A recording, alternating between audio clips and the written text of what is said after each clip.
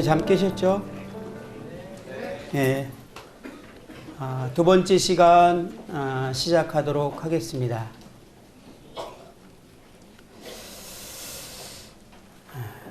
제자의 삶에 대한 주님께서 제자들에게 했던 말씀들을 쭉 한번 제가 읽어보겠습니다. 마가복음 8장 34절 35절. 무리와 제자들을 불러 이르시되 누구든지 나를 따라오려거든 자기를 부인하고 자기 십자가를 지고 나를 따를 것이니라. 누구든지 자기 목숨을 구원하고자 하면 잃을 것이요 누구든지 나와 복음을 위하여 자기 목숨을 잃으면 구원하리라. 마태복음 10장 37절 39절 보면 아버지나 어머니를 나보다 더 사랑하는 자는 내게 합당하지 아니하고 아들이나 딸을 나보다 더 사랑하는 자도 내게 합당하지 아니하며 또 자기 십자가를 지고 나를 따르지 않는 자도 내게 합당하지 아니하리라. 자기 목숨을 얻는 자는 잃을 것이요 나를 위하여 자기 목숨을 잃는 자는 얻으리라. 누가복음 10장 14절 25절부터 27절. 수많은 무리가 함께 갈새에 예수께서 돌이키사 이르시되 물은 내게 오는 자가 자기 부모와 처자와 형제와 자매와 더욱이 자기 목숨까지 미워하지 아니하면 능히 내 제자가 되지 못하고 누구든지 자기 십자가를 지고 나를 따르지 않는 자도 능히 내 제자가 되지 못하리라. 33절. 이와 같이 너희 중 누구든지 자기의 모든 소유를 버리지 아니하면 능히 내 제자가 되지 못하리라. 소금이 좋은 것이나 소금도 만일 그것을 잃으면 무엇으로 짜게 하리요 땅에도 기름에도 쓸데없어 내어 버리느니라. 들을 귀가 있는 자는 들을지어다. 위의 말씀들을 주님께서 자기를 믿는다고 하는 사람들에게 하신 말씀입니다. 위의 말씀들의 의미를 깊이 생각하지 않을지라도 몇 가지를 금방 알 수 있습니다. 첫 번째는 주님을 모든 사람보다 최우선으로 사랑해야 된다. 나를 포함해서 나까지입니다. 그리고 두 번째, 자신의 목숨보다 주님을 더 사랑해야 된다. 그리고 자기 자신과 자신의 뜻을 모두 포기해야 된다. 그리고 모든 것을 버리고 따라야 된다. 이러한 삶을 살지 않게 될 때는 아무 쓸모없는 사람이 될 것이다. 참 말씀이 되게 세죠? 엄청나죠? 이제 이 시간부터 도대체 주님이 왜 이렇게 나를 따르는 사람들에게 특정한 인물을 말한 것이 아닙니다, 사실은. 여러분, 그리스도인이라고 조금 전에 우리 전석교 형제님이 이렇게 얘기했는데, 그리스도인이라는 말이 다른 사람이 칭해준 말이죠. 저 사람들은 그리스도와 똑같네? 라고 해서 생긴 말이 그리스도인이에요. 그 말이 뭐예요? 그리스도하고 똑같이 사네? 라는 말이잖아요. 그게 구원받은 사람들한테 믿지 않는 사람들이 부른 칭호가 된 거예요. 요즘에는요, 학교 가고 직장을 다녀도요, 내가 그리스도입니다 말하기 전에 사람들이 알 수가 없어. 이거는요, 대단히 잘못된 비정상적인, 그리고 나중에 그 사람이 나 교회 다닙니다 라는 말하는 순간 제 느낌에는 하나님을 모독하는 것 같아요. 사람들이 그랬어? 야, 이건 진짜 말도 안 되는 삶이에요. 있을 수도 없는 삶의 방식이에요. 주님께서 우리에게 나를 따를 때 하고자 하는 말씀 보면요, 우리의 본성과 우리의 본능을 완전히 거스르고 뒤집어 엎어야 될 것 같은 그런 말씀들이 주르르 흐릅니다. 주님은 왜 이런 삶을 우리에게 요구할까요? 반드시. 심지어는 그렇게 살지 못하면 소금이 맛이 잃은 것처럼 길거리에 밟아지고 쓸데없는 사람이 될 것이라고 말할까요? 이거는요, 누구에게만 해당되는 얘기로 한 것이 아니라 모든 사람에게, 모든 그리스도인에게 도전했는데 그렇게 살지 않으면 완전히 쓸데없는 버려진 존재 같은 사람이 될 거라고 말하고 있는 것입니다. 이게 지나치게 들립니까? 아니요. 제가 주님의 말씀을 그대로 전해드린 거예요. 그런데요, 그래야만 해요. 이유가 있어요.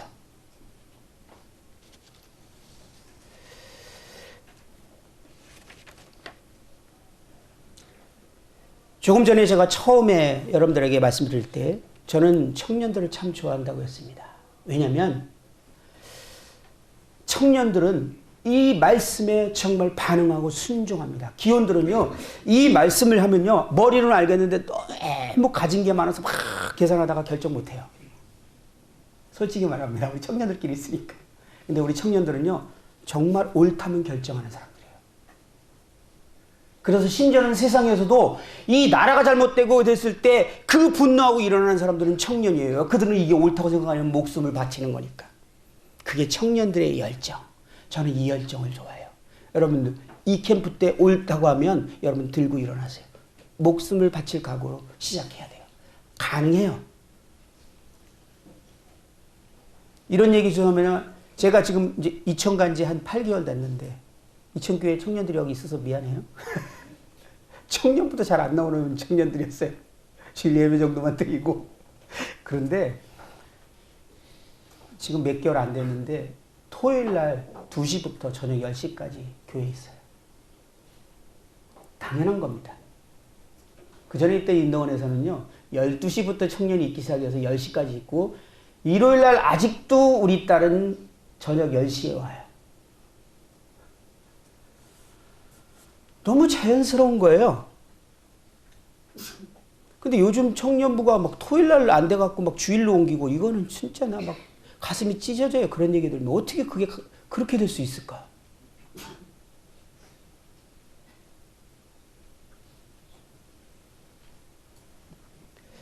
그러므로 형제들아, 내가 하나님의 모든 자비하심으로 너희를 권하노니 너희 몸을 하나님이 기뻐하시는 거룩한 산 제물로 드리라.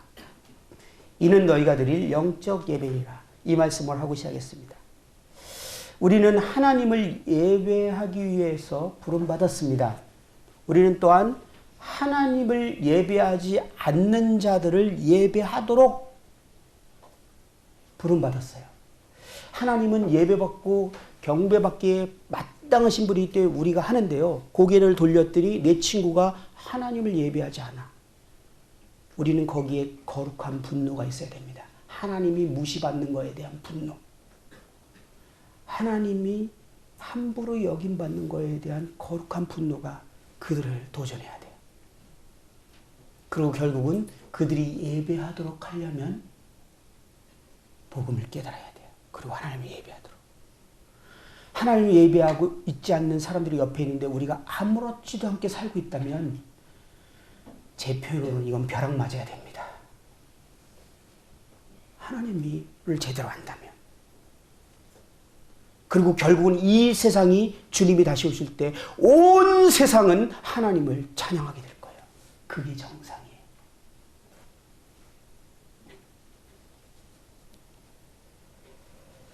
그런데 우리가 만약에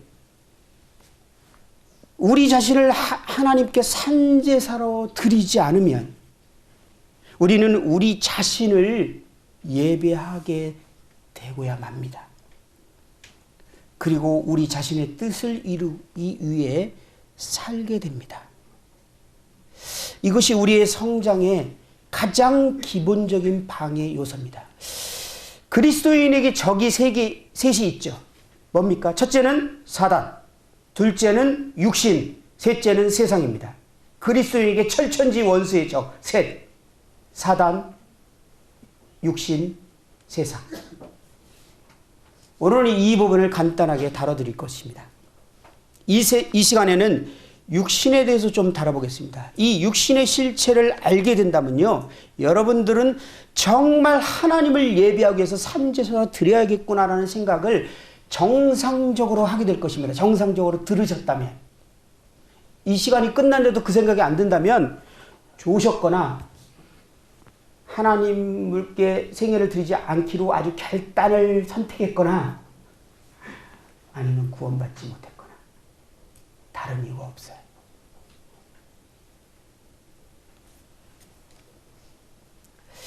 죄의 본질이 무엇입니까? 우리 성경 한번 찾으세요. 예레미야 2장 13절.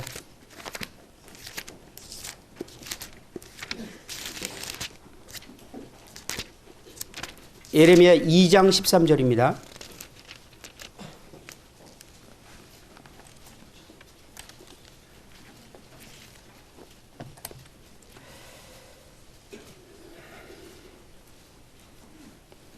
제가 페이지를 불러드리고 싶었는데요. 마음이 슬퍼서 부르기 싫습니다.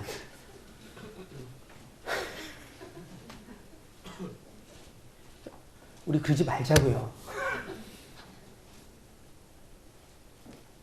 1051쪽이에요. 13절에 보면 하나님께서 두 가지 악을 얘기하죠. 악입니다. 내 백성이 두 가지 악을 행하였나니 그들이 생수에 근원된 나를 버린 것과 스스로 웅덩이를 판 것인데 그것은 그 물을 가두지 못할 터진 웅덩이니라. 죄라는 것이 무엇입니까? 하나님은요, 저희들을 지을 때, 저희를 지은 목적이 우리와 사랑의 관계를 맺기 원해서 우리를 지었습니다. 하나님의 본질은 사랑이세요. 사랑의 대상을 갖고 싶었어요. 그래서 하나님께서 우리를 인격체로 지은 겁니다. 사랑의 대상이니까. 그래서 모든 인간은 사랑받고 싶은 본능이 있어요. 하나님이 사랑하려고 지었기 때문에 그 본능은 다 갖고 있어요. 하나님 짝사랑하려고 우리를 지으지 않았기 때문에 우리가 사랑하고자 하는 본능도 우리에게 줬어요. 모든 인간은 사랑받고 싶고 사랑하고 싶은 본능이 있습니다. 이거 하나님이 만드신 거예요. 우리를 그렇게 지었기 때문에. 짐승들은 그런 본능 없어요. 하나님이 그런 대상으로 만들지 않았습니다. 우리는 그런 대상으로 만들었어요. 그래서 하나님과 사랑의 관계 가운데 살아갑니다. 하나님이 우리의 모든 필요를 채우십니다. 사랑의 표현은 필요를 채우는 거라 그랬죠. 그죠? 지난 시간에. 하나님이 우리를 사랑하기 때문에 하나님의 사랑의 표현은 우리의 모든 필요를 채웁니다. 그래서 아담과 하와가 태어나기 전에 모든 필요를 다 준비했습니다. 어제 저녁에 들은 내용처럼. 온 우주와 만물. 이거 하나님이 사랑하는 인간을 짓기 전에 지어놓은 상태입니다. 뭐예요? 부모들이 아이를 낳으면 아이가 태어나기 전에 먼저 그 아이를 위해 필요한 모든 아기 방을 꾸밉니다. 방을 꾸미며 커튼 달고요. 애기 침대 만들고요. 애기 옷, 젖병 뭐 다 아무리 이불까지 만들어 놓고 마지막에 사랑하는 아이를 탁 태어나서 거기다 놓습니다. 하나님이 온 우주와 만물을 먼저 다 짓고 마지막에 인간을 딱 지은 이유는 이 우주와 만물은 인간을 위해서 지었기 때문에 그래요. 그리고 지은 다음에 네 거야 라고 말했어요. 하나님의 사랑의 표현이에요. 우주 만물이 뭐 어제 들으니까 막 그 태양계가 1000억 개가 은하계인데 은하계가 또 1000억 개가 있다. 뭐 이렇게 많이 크게 만들었어. 우리 그거 다 필요하지 않잖아요. 그죠? 뭐 하나도 안 필요해. 나는 그거하고 나 별로 해당도 없어. 근데 제가 어느 날 이해했어요. 제가 고등학교 때요. 우리 반에 회장님 아들이 있었어요. 그야말로 그냥 이름 되면 아는 회장님 아들. 그 집에 딱 갔더니 걔 방이 이만해요. 책상이 7개나 있어요. 실제로 축구해도 되겠더라고요, 방에서. 근데 걔가 그게 필요해요? 뭐 걔는 잠잘 때 여기서 한 번 자고 저기서 한 번 자고 저렇게 하면서 뭐 옮겨 다니면서 자요? 아니에요. 딱 요만큼이면 필요해. 책상도 하나면 돼. 근데 책상이 7개가 있고요. 방이 이만해. 왜 이만한 방과 책상이 7개를 줬어요? 그 아버지가 그냥 사랑의 표현이야. 가진 게 많아. 나는 너의 아버지야. 나는 모든 네 필요를 채울 수 있어. 그러고 쫙 준 거예요. 다 필요해서가 아니라 난 이런 존재야. 걱정하지 마. 나 네 아버지니까. 하나님이요. 그렇게 우주를 지은 거예요. 우리하고 관계를 맺고. 그 다음에 우리는 하나님의 필요를 채웁니까? 사랑이? 아니요. 순종으로 사랑을 표현하는 겁니다. 윗사람과 아랫사람의 사랑의 표현 방식이죠. 우리 부모님은 우리 아이들에게요, 필요를 채워요. 사랑으로. 그렇죠? 아이들이 학교 가고 중고등학교 가고 대학 갈 때 미리 다 부모님들 돈을 저축해 놓고 필요를 채워줍니다. 아이가 갑자기 유치원 가려고 그러는데 유치원 가려면 가방이 필요하고 옷이 필요한데 이걸 어디서 살까? 이게 고민하는 애 없죠? 하나님 앞에 우리는 그런 고민을 하고 사는 존재가 아니었어요. 그리고 아이들은 부모를 기뻐하고 순종하면 됩니다. 그것이 아이가 부모에 대한 사랑의 표현이에요. 그래서 우리는 하나님께 순종하는 걸로 사랑을 표현하도록 되어 있어요. 그 하나님 우리를 필요를 채우고 그게 하나님과 우리의 관계예요. 그런데 사단이 우리와 하나님의 사이를 이간질해서 깨뜨렸어요. 결국은 이 내용은 자세히 얘기할 시간도 없고요. 아담과 하와는 하나님을 떠나기를 결정했습니다. 스스로 살아가기를 결정했죠. 하나님처럼 되려고. 그리고 하나님을 떠났더니 하나님과 사랑의 관계가 깨지고 나서 하나님께 오는 모든 피로들이 차단됐어요. 그러기 때문에 아담과 하와는 자신의 모든 피로를 스스로 채워야만 했어요.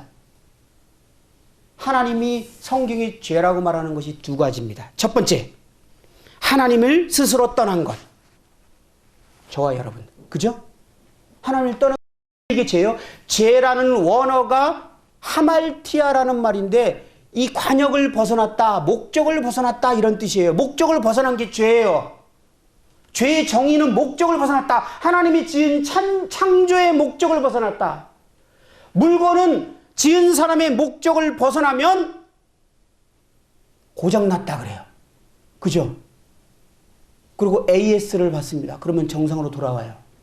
AS가 우리 인간은요, 그러면 고장났다 그래요? 아니요. 죄가 되었다 이렇게 말하는 거예요. 그러니까 죄란 단어와 고장났다라는 말은 같은 말이에요. 목적을 벗어났다. AS를 받듯이 우리는 구원을 받아야 돼요. 원상태로 돌아와야 돼요. 우리는 하나님과 인격적인 사랑의 관계를 맺도록 지어졌다. 그래서 인격체다. 하나님을 떠났어. 하나님을 떠나서 피로가 생기니까 그 피로를 하나님께 돌아가서 체험받아야 되는데 스스로 이 피로를 채우기 위해서 수고를 하기 시작하는 것이 두 번째 악. 성경이 말하는 악이에요. 첫 번째 악은 하나님을 떠난 것 자체. 여러분 태어나면서 떠났죠? 그렇기 때문에 피로가 생겼죠? 불행하잖아요. 만족스럽지 않잖아요. 행복하지 못하잖아요. 하나님과 사랑 안에 있을 때 우리는 완전한 정체성과 만족감을 느끼는데 하나님을 떠났기 때문에 우리는 그 정체성, 만족감을 느끼지 못해요. 여러분 모든 인생이 정체성을 찾기 위해서 노력하고 있다는 거 아세요? 내가 얼마나 중요한 존재인가. 근데 사랑받으면 중요해져요. 그래서 누가 사랑하는 사람을 생기면 갑자기 행복해지는 이유가 그거예요. 누가 날 사랑하거든. 저 남자가 나라면 껌뻑 죽거든. 거의. 그러니까 난 너무 정체성이 최고치 올라서 너무 행복해. 얼굴이 환히 펴져. 이게 하나님이 우리를 지은 본능이에요. 근데 이건 하나님께로 주어질 때 완전한 만족이 오는 거거든요. 근데 태어나면서도 하나님을 모르고 태어나니까 이 사랑을 부모한테 받으려고 해요. 막 아이들은. 이 부모가 많이 채워주면 그나마 좀 마음의 정체성이 채워져서 자존감이 높아지는데 부모가 이거에 대해서 일하고 바쁘라고 엿들이로 사랑을 안 해주면 이 정체성이 바닥을 칩니다. 공허해져요. 그죠? 그런 아이들의 특징이 뭐냐면 청소년 되면 제일 먼저 게임 중독에 빠져요. 마음의 안정감을 누리려는 방법이에요. 그리고 좀 더 크면 이성 문제를 찾기 시작해요. 뭔가 마음을 안정감을 찾으려는 노력이에요. 여러분 하나님을 떠났기 때문에 생기는 증상이라는 거 아세요? 하나님께로 돌아오면요 완전히 해결돼요. 관계를 회복하면. 죄사함 받는 거 말고 단순하게 하나님과 관계 회복.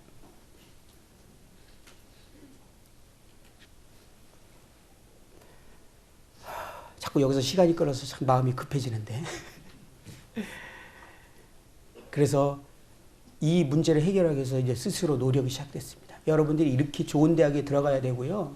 막 중고등학교 때 달리고요. 좋은 직장을 들어가야 되고요. 좋은 결혼을 해야 되고요. 이 모든 이유가 하나님을 떠났고 하나님을 떠났기 때문에 생긴 결핍을 스스로 채우고자 하는 노력입니다.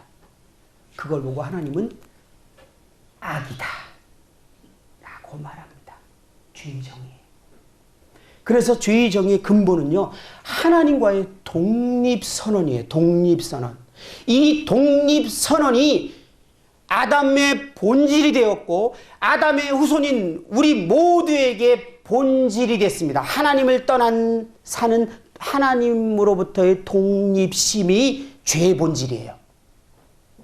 근데 하나님을 떠나는 이유가 있었는데 그건 뭐냐면 나도 하나님처럼 되려고 사단이요 제일 먼저 그것을 꿈꿨죠. 이사야 14장에 보면 내가 내 마음에 이르기를 내가 하늘에 올라 하나님 뭇별 위에 내 자리를 높이리라. 내가 북극 지폐의 산 위에 앉으리라.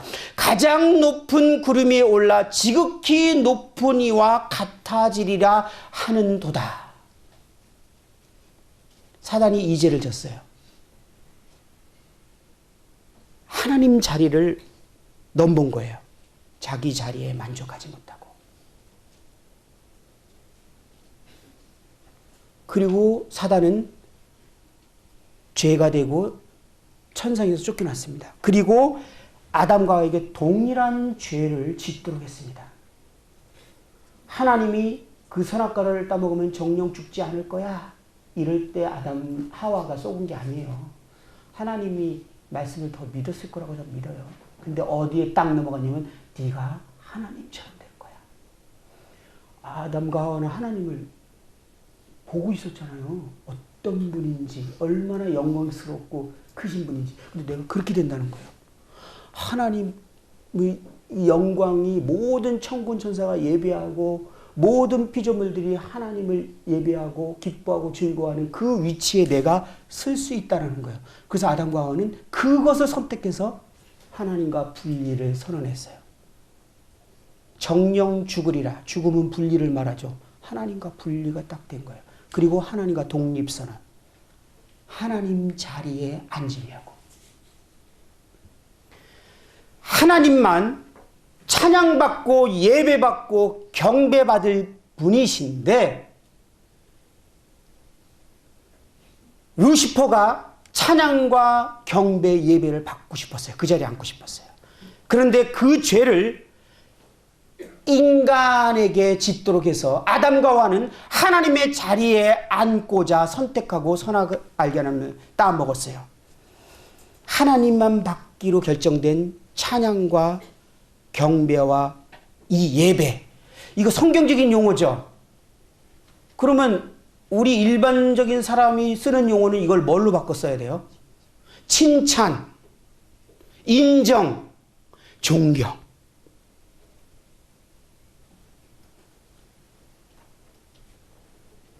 이게 찬양과 경배, 예배의 의미예요.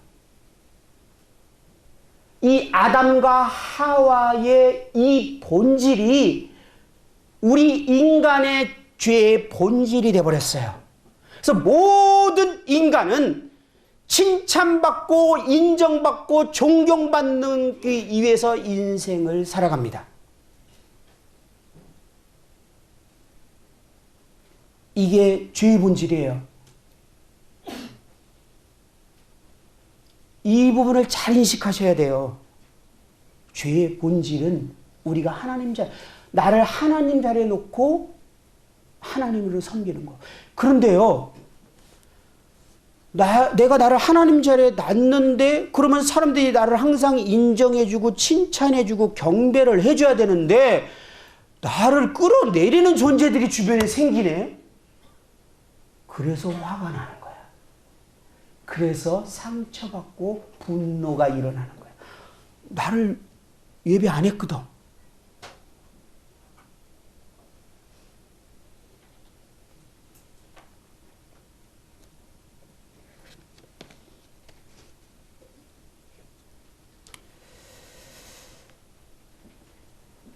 우리 청년들이요.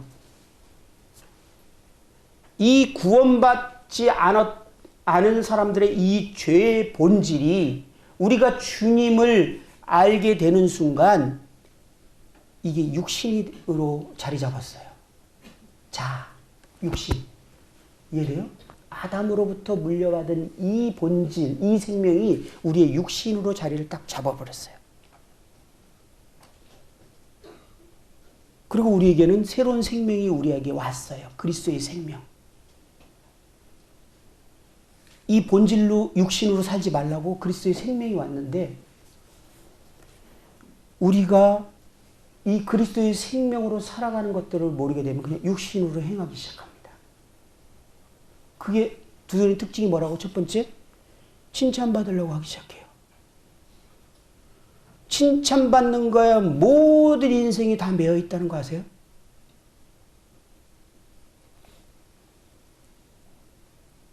그리고 자신이 막 교회에서 열심히 일하고 막 했는데 집에서도 막 나름대로 열심히 보면서 이 정도면 됐지 그랬는데 부모에게 탁 성적표를 갖다 줬는데 그거밖에 못했어.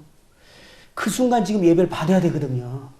근데 촥 끌어내니까 마음이 확 모른 상처받았어.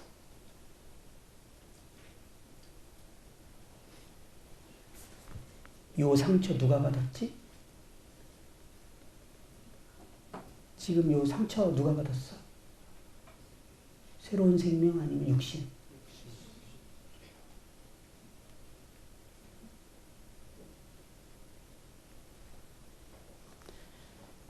그러면 육신은 토닥거려 줘야 돼? 아니면 십자가에 못 박은 존재로 여겨야 돼?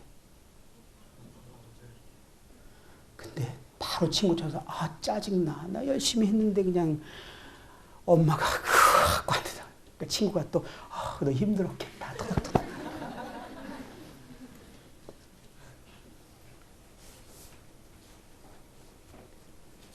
제가 지금부터 얘기하는 내용을 잘 이해하는 게요. 저와 여러분이 온통 육신으로 살아가고 있다는 걸 오늘 실체가 드러날 거예요. 충격적으로. 나중에는요, 듣다가 막 징글징글해져야 돼요. 그래야 그 다음 시간으로 넘어갈 수 있어요, 제가. 사람에게 칭찬받고 싶어서요. 제 생각에, 제가 옛날에 우리 모임에 그 레크레이션 하는 사람 1호였어요. 구원받고 20대. 직업이 레크레이션 했었어요. 그래서 모임에 딱 더해졌는데 모임에서 이제 난리 났죠. 레크레이션을 프로로 하는 사람은 처음 연결된 거예요. 그 제가 11월 17일 날 구원받았는데 24일 날 교회에서 모임의 날을 하는데 갑자기 저보고 앞에서 진행하라 그러더라고요.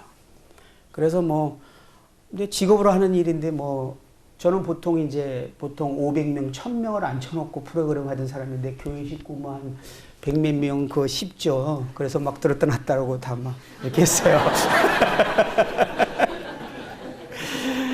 초등학생이나 중학생 같은 경우는 막 그냥 의자에서 떨어집니다. 하도 재밌어서. 그리고 저 캠프장에 오는 아이들은 항상 119를 대기해놨어요. 왜냐면 놀다가 쓰러지는 애가 있어요. 진짜로. 여러분 학생 때 캠프 갈 때 그런 일 모르세요? 저는 여러 번 경험했어요.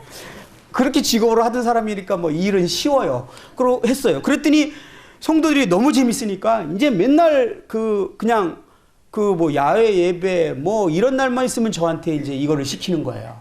근데 오늘 이 사연을 얘기할 형님이 여기 와 계셔갖고 내가 참 부끄러긴 한데. 그런데 한 3, 4년을 했어요.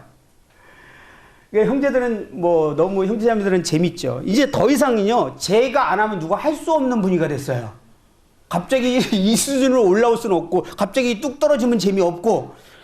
근데 제가 무슨 생각이 들었냐면, 한 4년 정도인가 5년 하고 나니까 내가 해야 될 게 이제 다 했어. 하던 거 또 하고 싶지가 않은 거야.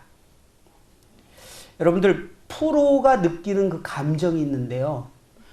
예를 들어서 피아노 치는 그 사람들의 프로는 저 업라이트 치는 거 싫어합니다. 저 피아노라고도 안 해요. 업라이트. 그랜드 피아노만 쳐요. 그래야 자기 실력이 발휘되거든요.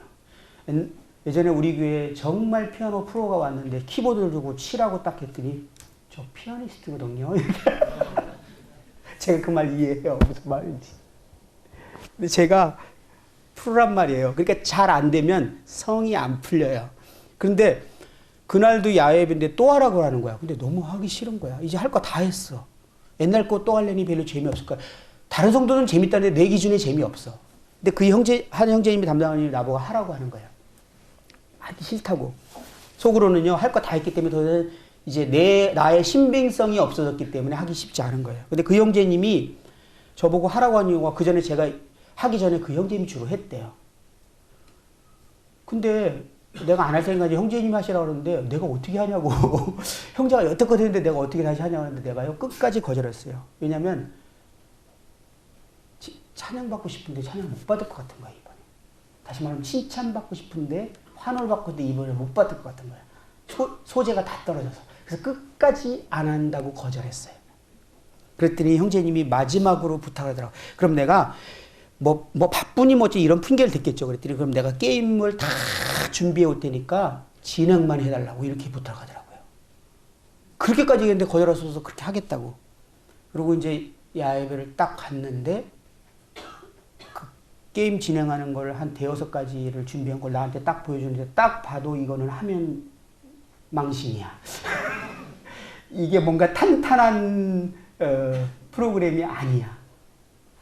근데 이 프로그램을 지나면서 내가 계속 무슨 멘트를 넣었냐면 이거 되게 청년 때 얘기예요.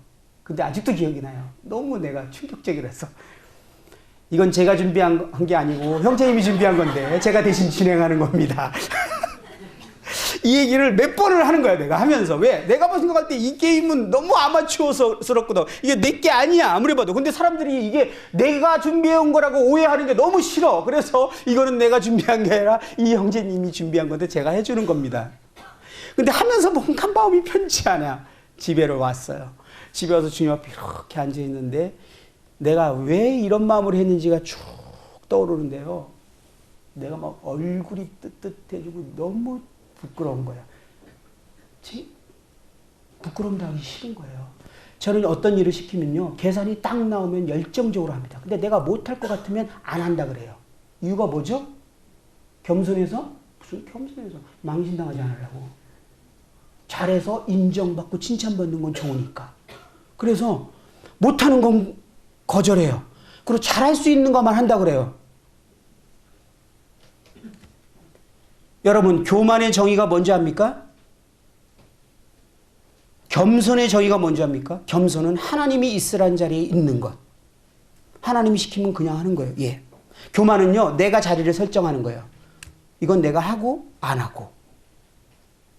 루시퍼가 내가 앉아서는 안 되는 자리를 루시퍼로 결정한 거예요. 저 자리, 내 자리. 그 교만이에요.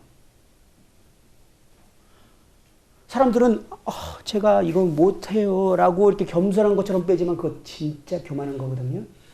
자기가 결정한 거죠. 하고 못하고를. 그죠?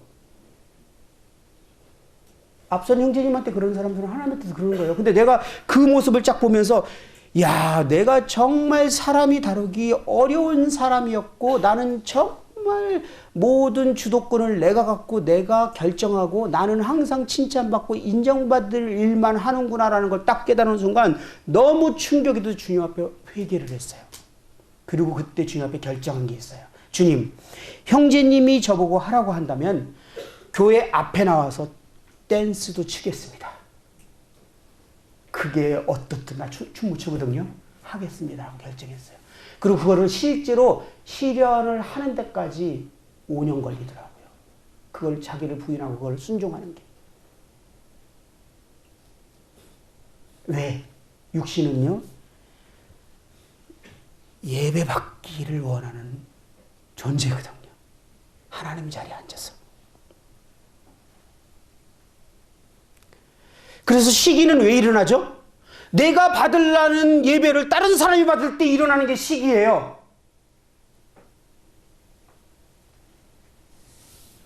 우리가 상처받고 싶지 않아서 이렇게 상처 안 받으려고 관계도 멀리하고 이렇게 하는 이 동기가 뭐죠? 예배 받고 싶은 본능이에요. 상처받는다라는 것은 내가 하나님 자서 끌어내림당하는 거거든요. 그러니까 상처를 안 받아야 돼. 나는 하나님 자리에 앉아있거든. 지금 칭찬과 인정을 받아야 되는데 부끄러움 당하기 싫거든. 그러니까 상처받기 싫어서요. 내가 할 수 없는 걸 안 하거나 관계도 안 맺는 거예요.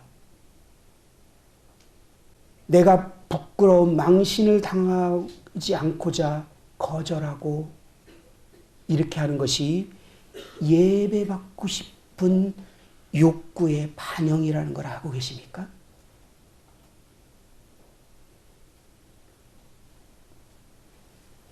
많은 사람들이 왜 돈을 벌려고 하죠? 왜 지식을 가지려고 하죠? 왜 권력을 가지고 하려고요?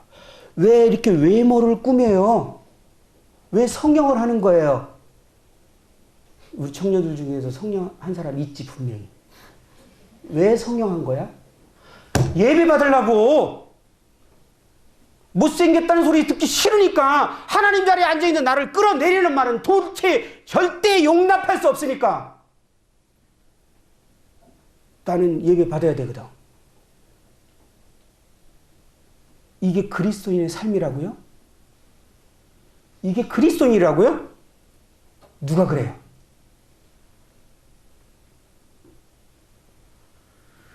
자기 삶을 산지사로 드리지 않는 사람은 철저히 이런 삶을 살게 돼 있어요.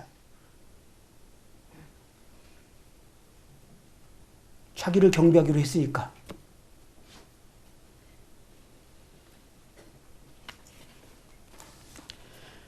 또요, 하나님 자리에 앉고자 하는 사람 것의 특징은 뭐냐면 하나님은 왕이시잖아요. 통치자시잖아요. 그러니까 통치를 하려고 그래요. 통치하는 게 뭐예요? 통치, 조종 같은 말이거든요. 아, 교회가 내 마음대로 되는데 내 마음대로 안 되는 거야, 이게. 내가 하나님이기 때문에 그래요. 청년들하고 모임에 있어도 안 나가는 이유가 뭐냐면 내 마음에 안 든다는 거예요. 내가 원하는 대로 되면 내가 나갈 텐데. 나름대로 성경적으로 해석을 해요. 그러면서 이런 모임 되면 나가지만 이거 아니면.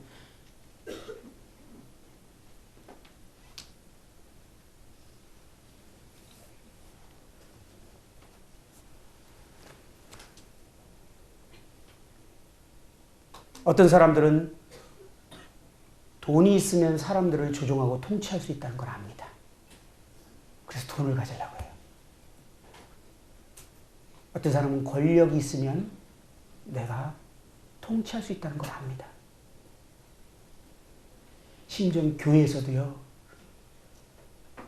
그걸 알아요. 욕심이. 위치. 이것 때문에 이 육신 때문에 교회가 시끄럽습니다. 왜? 하나님 자리에 앉아있거든. 통치하고 싶거든. 조종당하는 거 너무 자존심이 상하거든. 조종하고 싶거든.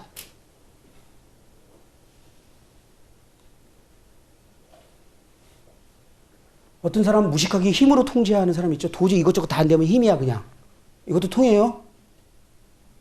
어떤 사람은요. 지식으로 머리로 통제하는 사람이 있어요. 예를 들어서 남편은 힘으로 권위로 막 순종해. 아내는 어떻게 남편을 통제하는 줄 압니까? 여러분들? 청년의 삶 모르세요? 아내는요. 눈물로 통제해요. 울어요. 그러면 남편이 해야 돼. 이게 통제하는 방법이야. 얼마나 육신이 징글징글한 줄 아세요? 그래서 내 뜻대로 만들어내. 아내들이 남편에게 제일 잘하는 말이 뭔지 알아요? 내 말만 들어. 여자들이 순간적인 머리 되게 잘 들어가거든요. 이 하나님 자리에서 모든 걸 통치하려는 마음. 이런 모든 것들이 실패했을 때 낙심하고 좌절하고 시기하고 질투하고 이렇게 하는 존재가 누구냐는 거예요, 도대체. 여러분, 그리스도의 생명이 시기합니까? 우리에게 온 새로운 생명이 질투합니까? 우리에게 새로운 생명이 상처받습니까? 주님이 상처받아요? 주님이 시기해요? 주님이 질투해요? 거듭난 사람이라면 주님의 생명이 왔어. 그러면 이 시기하고 질투하고 분노하고 이 상처받는 존재는 누구냐고요? 육신! 이거 토닥거려줘야 돼요? 이거 인정해줘야 돼요? 나는 상처받았다 그러고 친구한테 가서 막 얘기해야 되는 거예요? 이게 그리스도인이에요? 그리스도인 그러면 안 되는 거예요. 다음 시간에 더 자세히 보겠지만 이 하나님은요, 이 아담으로 물려받은 이 본질을 도저히 개선해서 쓸 수 없기 때문에 십자가에 못 박아 죽여버렸어요. 개선해서 쓰지 못해요, 이거는. 그래서 하나님이 십자가에 못 박아 죽여버렸다니까요. 근데 우리는 자꾸 이거 끄집어내갖고 이게 상처받고 어려운 것 때문에 막 토닥거리고 또 다른 사람한테 인정받고 그냥 상처받은 거 친구한테 가서 말해주고 막 그럼 친구는 너 상처받았기 때문에 그랬다 그러면 좀 위로받고. 뭐 하는 짓이에요, 이거? 거듭난 그리스도인. 근데 왜 우리가 이렇게 살게 돼요? 나를 하나님 자리에 얹어놨으니까, 나를 하나님 자리에 아직도 놔둔 상태니까, 온전히 하나님께 자기를 산제물로 드려서 하나님이 나보다, 심지어 나보다 주님을 더 사랑하는 결단을 하지 않았으니까 아직 나를 사랑하는 거야. 그래서 아직 인정받고 칭찬받고 다른 사람들의 보는 눈앞에서 그 눈 때문에 모든 삶을 움직이고 있는 거예요. 예수님께서요, 이 삶에 대해서 뭐라고 하는지 알아요? 수고하고 무거운 짐진 자들아 다 내게 오라. 내가 너희를 쉬게 하리라. 온 인류에게 하신 말씀이에요. 그러면서 뭐라고 하냐면 나는 마음이 온유하고 겸손하니 내 멍에를 메라. 이게 무슨 말이에요? 우리가요, 하나님 자리에 앉아서 칭찬받고 인정받고 존경받기 위해서 모든 인생들이 얼마나 수고를 하는지, 그것 때문에 인정받고 칭찬받고 예배받지 못하는 것 때문에 스트레스를 받아서 병이 걸리고, 오로지 인정받기 위해서 학생들은 공부하고 달려야만 하고, 부모님이 그래 인정해 주잖아요. 학교에서도 좋은 대학 들어가야 주변에 인정해 주잖아요. 그죠? 좋은 직장 들어가야 인정해 주잖아요. 그 수고가 어마어마한 거야. 우리는 하나님 자리에 지금 앉아놨거든, 우리를. 예수님이 불쌍해서 인류들에게 수고하고 모은 짐을 다 내게 오라. 내가 너희를 쉬게 하겠다. 근데 쉬게 하는 방법이 뭐예요? 나는 온유하고 겸손하니 내 멍에를 메라. 이게 무슨 뜻이에요? 온유의 정의가 뭐예요? 겸손의 정의가 뭐예요? 온유는요, 다른 사람에게 반응하지 않는 거예요. 다른 사람이 비난하거나 욕하거나 반응하지 않는 거를 온유라고 그래요. 오직 하나님의 평가만을 받아들이는 걸 온유라고 그래요. 예수님이 그랬죠. 어떤 사람의 말에도 반응하지 않았어요. 평가에 대해서 완전히 자유했어요. 오직 하나님의 평가만을 받아들였어요. 예수님은 온유하셨어요. 그리고 그분은 겸손했어요. 겸손이 뭐예요? 하나님이 있으라는 자리에 있는 거. 하나님은 하라는 거 하는 거. 예수님은요, 철저히 자기 뜻대로 아니라 하나님 뜻대로 행했어요. 그렇기 때문에 주님은요, 마음 가운데 항상 평안과 만족과 안식이 있었어요. 모든 인류들에게 그렇게 수고하게 사는데 내가 너를 쉬게 하겠다. 해주고 싶다. 뭐예요? 바로 너희들이 다시 태어나라. 거듭나라. 내 온유하고 겸손한 이 생명으로 살아가라. 너희가 그럴 때 자유케 되고 참 안식을 경험할 거다.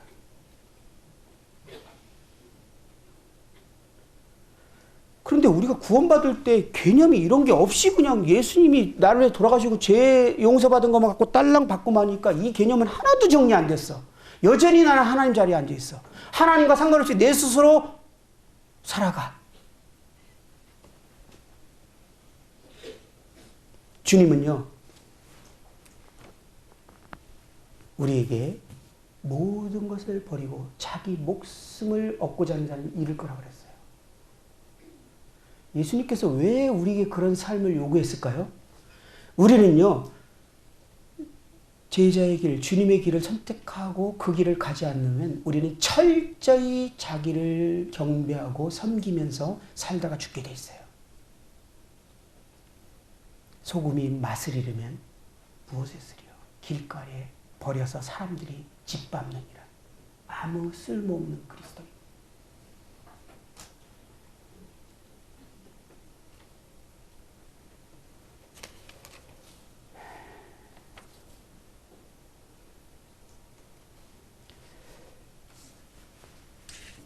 제가 마지막 한 가지만 간증을 해볼게요. 제가 예전에 교회에서 청년부, 학생부를 하면서 학생부가 좀 부흥이 됐어요. 그러니까 청년부가 좀 침체기에 있어서 저보고 청년부에 가서 좀 부흥을 일으켜달라고 저를 어떤 대안으로 청년부로 이제 보내기로 결정했어요. 청년부에 딱 갔어요. 갔는데 어떻게 시작할까 하다 이제 청년들의 그 리더들을 한 서너 명 결정해서 그들과 함께 청년부를 의논하면서 가야겠구나. 그래서 그 청년을 내가 불렀어요. 먼저 한 명을 딱 불렀어요. 딱 불렀는데 나랑 내가 이제 청년부에 있는데 청년부에 이런 일을 함께 나랑 하자. 그랬더니 이 청년이 갑자기 나한테 하는 말이 나 모 형제님과 1대1로 제자훈련하기로 했어요. 성경 공부하기로 했어요. 그래서 딱 거절을 하더라고요. 제가 친하니까 그냥 이름까지 얘기할게요. 몽골에 있는 박수영 형제님.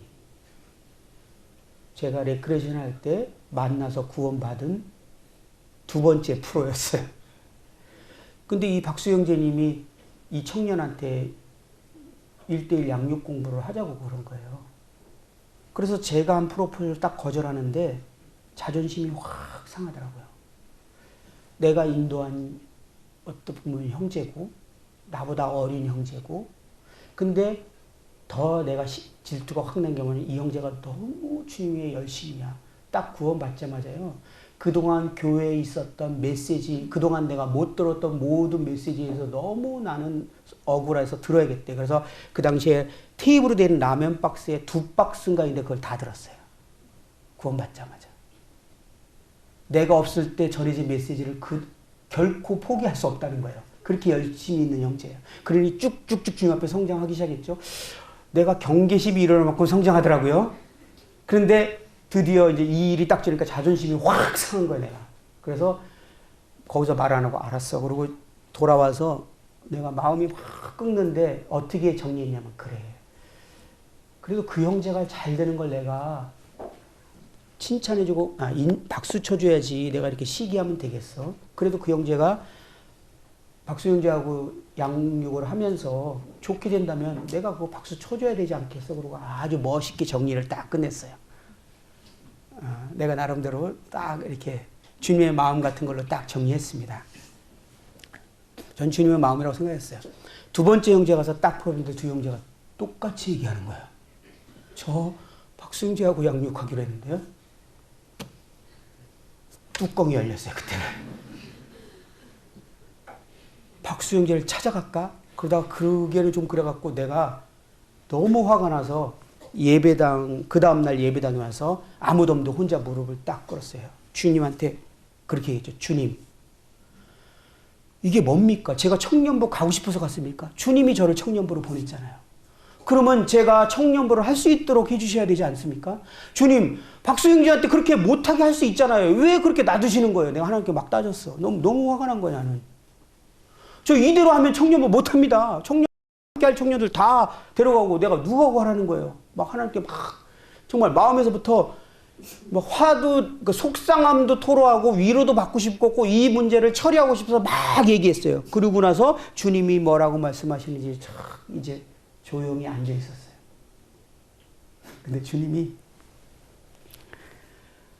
제가 기절할 만한 내용을 얘기하셨어요. 바울과 바나바가 쫙 떠올라오더니 네가 바나바가 되면 되지 않겠냐.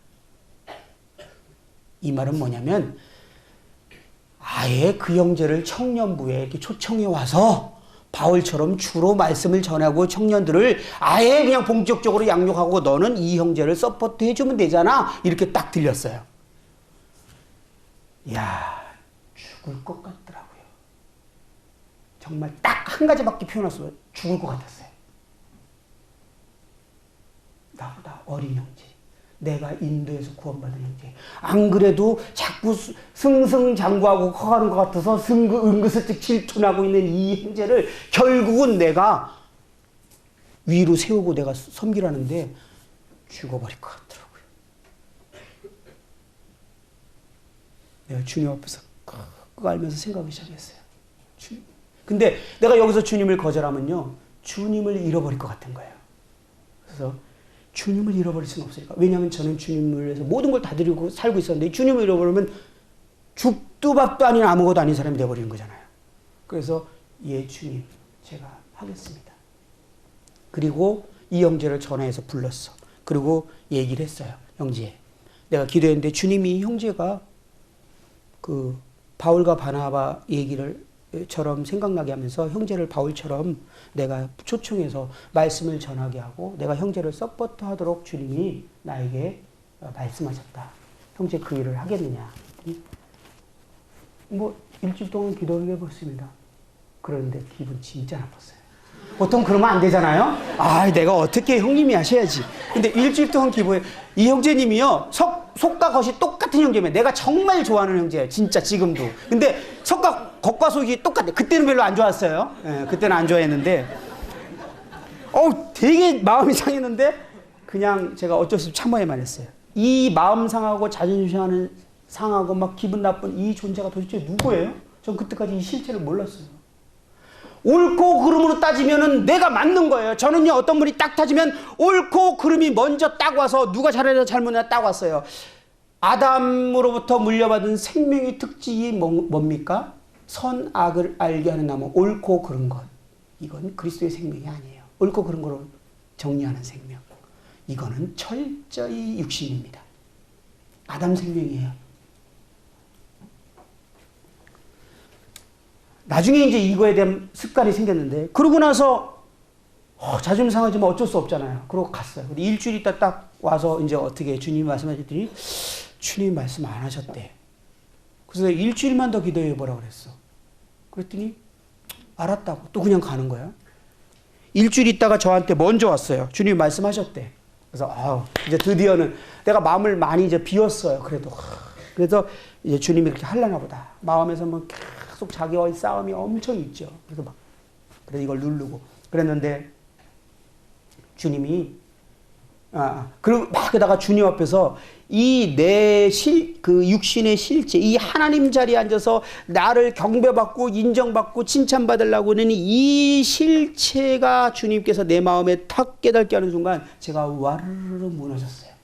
야, 내가 이렇게 철저히 사람에게 인정받고 칭찬받으려고 교회에서도 자리를 원하고 이 주님을 섬기는 동기도 그거고 이렇다라는 걸 내가 실체를 보게 되면서 너무 저에게는 충격적이었어요.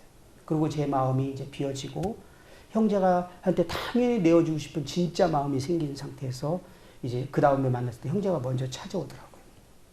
말씀하셨대요. 그래 그럼 이제 함께 할까? 그랬더니 하지 말라 그랬다. 이게 뭐지?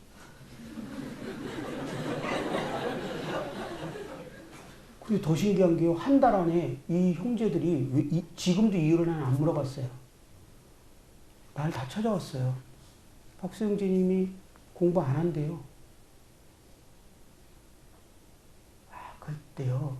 저는 내 안에 있는 이 징글징글한 육신이 그대로 다 드러나는 시간이었어요.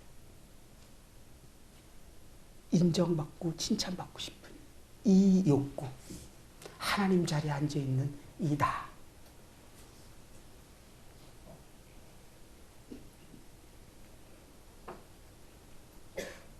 여러분은 어떻게 살아가고 있죠? 여기 자유합니까? 여러분의 동기가 뭐죠? 여러분 과감 없이 사람 앞에서 망신당하는데 자유합니까? 그럼 뭔가 우리의 삶에 있어서 진정한 삶이 우리에게 일어나고 있지 않은 거예요.